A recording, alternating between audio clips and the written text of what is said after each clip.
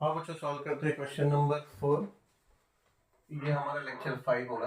ठीक है, लेक्चर 4 में हमने प्रैक्टिस सेट नंबर 14.2 के 3 वर्ड प्रॉब्लम सॉल्व कर लिए। अब ये फोर्थ, ये नेक्स्ट वीडियो अपना, यानी ये आपका जो वीडियो है लेक्चर 5 वीडियो होगा, और इसमें हम फोर्थ ऑनवर्ड्स सॉल्व करेंगे। तो अभी छोटा सा एक कॉन्सेप्ट हमारा बताता हूँ मैं। अभी कैसा है, हमारा फॉर्मूला था अमाउंट फाइंड करने का, इज इक्वल टू फॉर्मूला है principal into 1 plus rate of interest upon 100 into number of years. ठीक है, तो बेसिकली इसमें कैसा होता है कि मिस्टर एक्स वाई जेड जिसने भी पैसा लिया था बैंक से, एंड देन 3 इयर्स 4 इयर्स के पीरियड के लिए वो था, then every year that rate of interest use to every year जो है लगता था। ठीक है, तो basically the money use to rise, increase. ठीक है, तो उसमें क्या है, हर साल रेट ऑफ इंटरेस्ट लगता है और हर साल वो पैसा बढ़ते रहता है। तो that's why that this formula is having positive in that. But यही अगर कोई चीज में अगर फॉलिंग में है, वो तो अपकमिंग है, यानी अपराइजिंग है, बढ़ रहा है। बट यही अगर डिक्रीज हो रहा है कोई चीज, यानी रेट ऑफ इंटरेस्ट जैसा कि है वो कम होते जा रहा है, हर साल का अगर कम होते जाता, ठीक है, तो ये यही फॉर्मूला चेंज हो जाता, ये हो जाता M A is equal to 1 minus R upon 100, which is not practically possible. अगर लोन अमाउंट ले रहे हो आप, तो कंपाउंड में आपने लिया, तो ऑब्वियसली प्रैक्टिकली ये फॉर्मूला तो वहां एप्लीकेबल नहीं है। बट इस टाइप के क्वेश्चन जैसा आप प्रैक्टिस सेट नंबर 14.2 में कर रहे हो, इस टाइप के क्वेश्चन में ये प्लस माइनस करके ऐसा हो सकता है। जब अगर राइजिंग है तो प्लस होगा, जब फॉलिंग है, जैसे वर्ड डेप्रिसिएशन यूज हुआ है, तो depreciation means falling, the figure keeps on falling, तो वहां पे ये फॉर्मूला ये बस सेम रहेगा, बट प्लस का माइनस हो जाएगा। एग्जाम्पल क्वेश्चन 4 सॉल्व करेंगे। In this question number 4 we'll have to use this formula, instead of plus we have to use minus। ठीक है, ये माइनस यूज करना है हमें, ये फॉर्मूला यूज करना है। ठीक है, और लेटर अगर फोर्थ के बाद भी अगर कोई ऐसा आया वर्ड, तो we'll have to use minus instead of plus. ठीक है, जैसे क्वेश्चन नंबर 4 है, देखो मैं पढ़ रहा हूं।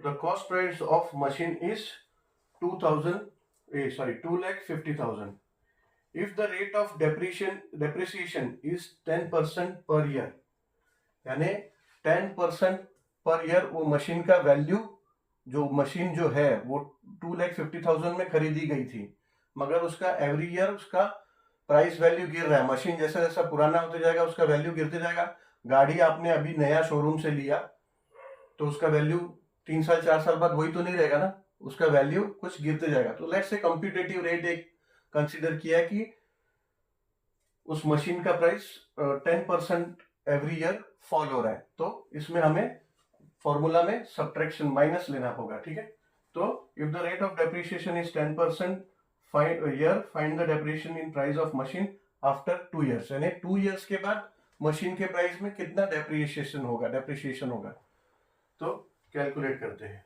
अभी इसमें प्रिंसिपल होगा हमारा, the cost price of machine is equal to 2,50,000, तो P will be equal to the cost of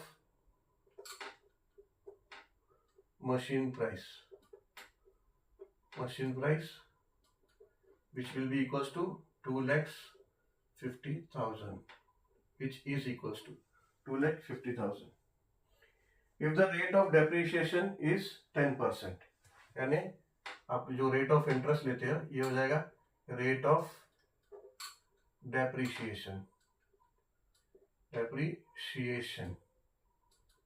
पर year, yes, per year is equals to कितना है, 10%। Then find the depreciation in price of the machine after 2 years, यानी numbers है 2 years, number of years, number is number of years is equals to 2 years. Question क्या है? Find the depreciation in price of machine. तो हमारा amount होगा, amount is equals to find the depreciation in price. A is equals to depreciation of price in machine after 2 years is equals to question mark. ये हमें find out करना है. तो formula जैसे हमने डिस्कस किया, हमारा फॉर्मूला वही रहेगा, बस प्लस का माइनस हो जाएगा. ये हो जाएगा P into 1 minus R upon 100 into raise to n is equals to P क्या है? प्रिंसिपल है 2,50,000 into 1 minus rate of interest, वो डेप्रिसिएशन है 10%, यानी 10 upon 100 raise to n. Number of years is 2. ये हो जाएगा इक्वल्स टू 2,50,000 इंटू, अच्छा ये 10 और 100 रिड्यूस हो जाएगा, ये सीधा ये 0 0 कट हो जाएगा, तो 1 अपॉन 10 हो गया. अब क्रॉस मल्टीप्लाई कर लेंगे, तो ये हो जाएगा 10 1 सा 10 माइनस 1 ये 10. ठीक है, इज इक्वल्स टू 2,50,000. ये स्टेप समझ में आया? यहाँ 1 अपॉन 10 हो गया, अब क्रॉस मल्टीप्लाई कर दिया, ये 10 1 सा 10 और 1 1 सा 1 है, तो ये जाएगा 10 माइनस 1 अपॉन 10. ठीक है, इज इक्वल्स टू 10 माइनस 1 हो जाएगा आपका 9 upon 10 into raise to 2 years. अब इसको क्या करेंगे? इसको स्प्लिट कर देंगे. 2,50,000 into 9 upon 2 9 upon 10 into 9 upon 10. तो ये क्या होगा? एक जीरो कट, एक जीरो कट, ये एक जीरो कट, ये एक जीरो कट. बचा क्या हमारा? बचा 2,500 इंटू 9 इंटू 9. ठीक है, मल्टीप्लाई करना होगा. पहले 9 इंटू 9 कर लेते हैं. 9 इंटू 9 हो जाएगा 81. ठीक है, 81 हो गया, और 2,500 मल्टीप्लाई बाय 81 कर लेते हैं.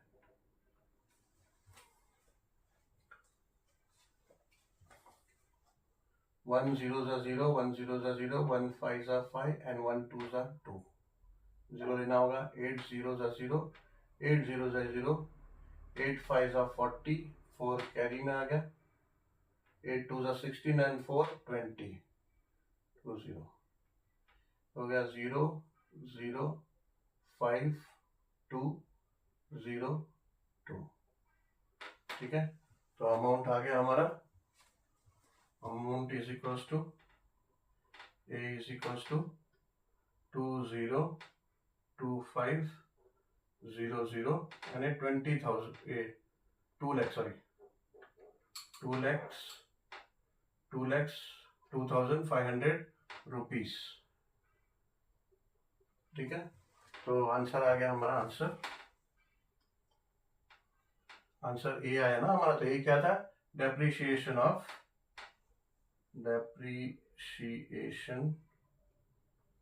Of price in machine after 2 years will be actually ये तो अमाउंट होगा.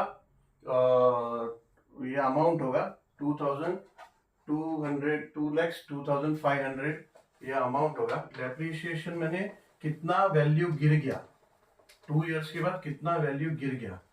ठीक है, तो इसमें हमें एक्चुअल जो प्रिंसिपल था, principal, now depreciation will be equals to principal minus amount. ये होगा प्रिंसिपल कितना है 2,50,000 माइनस जो अमाउंट आया वो कितना है 2,02,500 ये आया। अब यहाँ पे इसको सब्ट्रैक्ट करना होगा। ये 2,50,000 को सब्ट्रैक्ट करेंगे 2,02,500। ये समझ में आया एक एक्स्ट्रा स्टेप क्यों करना पड़ा इसमें? ये इसलिए क्योंकि वो ये नहीं बोल रहे कि फाइनली 2 इयर्स के बाद वैल्यू क्या होगा उसका, ये वो बोल रहे हैं कि डेप्रिसिएशन कितना होगा, डेप्रिसिएशन अमाउंट एग्जैक्टली कितना होगा, यानी कितना गिर गया। पहले 2,50,000 था और अभी 2,02,500 है, बट एग्जैक्टली डेप्रिसिएशन कितना होगा, वैल्यू कितना गिर गया उसका। तो ये ऐसा होगा, ये 5 4 हो जाएगा, 10 9 हो जाएगा, 10 9 नहीं, इसके आगे जरूरत ही नहीं, बस यहाँ पे 9 नहीं हो जाएगा, 10 0 में से 0 0 10 में से 5 गया 5 एंड देन 9 में से 2 7 एंड 4 और ये 0, तो 47,500। तो depreciation is equals to 47,500 rupees. तो आंसर आएगा आपका, answer depreciation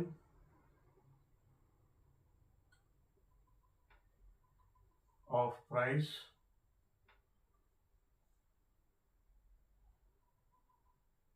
of machine after 2 years is equals to 47,500 rupees, 47,500 इतना, यानी कि 47,500 रुपीज उस मशीन का वैल्यू डेप्रिशिएट हो गया, गिर गया। सॉल्व करते हैं क्वेश्चन नंबर